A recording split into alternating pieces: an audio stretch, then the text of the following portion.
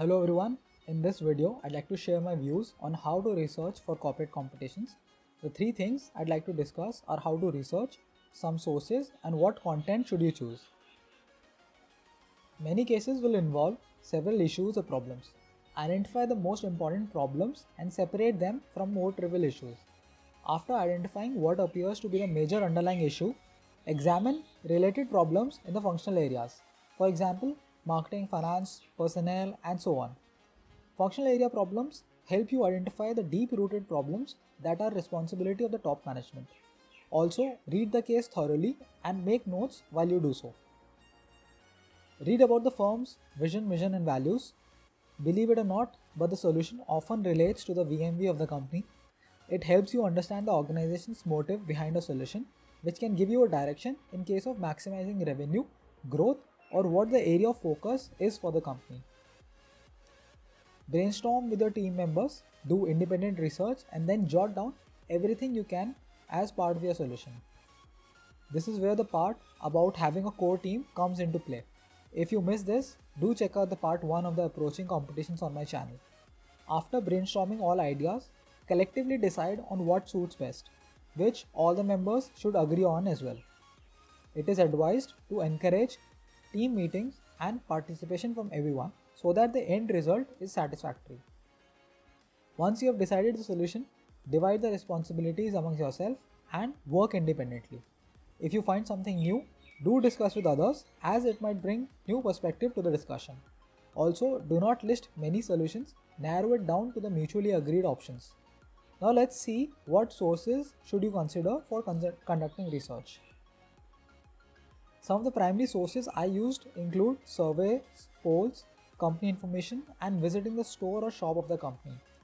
In my experience, creating a survey for the target group with simple binary questions worked well, both in terms of quantity and quality of responses. I had made sure to conduct a survey wherever possible in order to gauge two things. First, it helped us in validating our approach of the solution, and second, it also gave us probable lead to finding new answers. A lot of customers discuss their pain points, which can drive you in the direction of a solution to the real problem. Some of the secondary sources I used include data sources, statistical reports, blogs, YouTube videos of CXOs, news articles as well. But my most trusted source was the consultant's report on the burning issues. Consulting firms like BCG, Oliver Wyman, Deloitte often release their reports on burning issues faced by several industries. These reports are crisp and almost always talk about the problem you're searching for. They have conducted the research and come up with probable solutions, so do check them out in order to validate your solutions as well. I'd like to mention one source that often people tend to overlook for information, which is their competitors' answer to the problem. For example, any challenge that an e-commerce firm is facing right now, Amazon must have faced it in the past.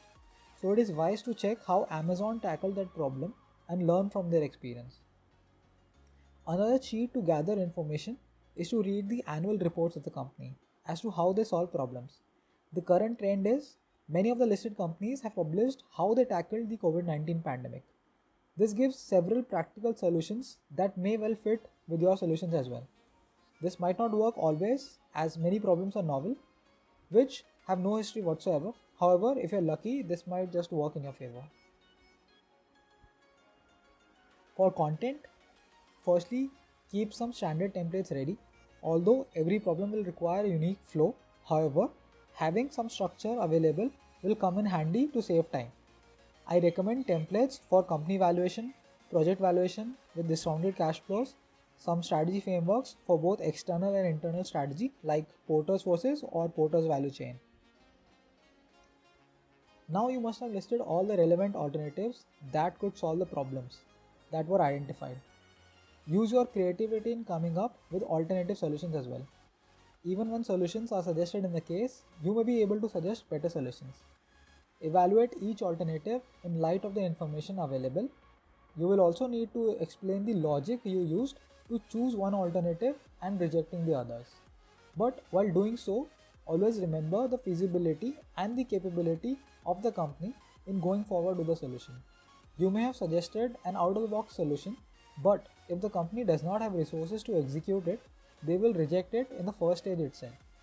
For example, if you suggest a company to capture market in the rural segment, but they have no resources to do so, then the proposal might get rejected even though it was a good idea. After all is done, ideally you should follow the format of starting with the executive summary, then defining the problem, then moving on to suggestions and analysis, and then concluding with the projected outcome. In executive summary, concisely mention the major points of your solution. In problem statement, do not rehash the facts, but present your understanding of the problem. Then discuss how you reach the solution based on the constraints, which will help you defend your rejected solutions. And finally, close with an outline plan for the execution of the solution. In some competitions, you might be asked to give a future plan as well. Also, you might not get enough space to put this content, but you should focus primarily on suggestions and conclusions. I hope you liked this video. Please do share and subscribe, and all the best. Thanks.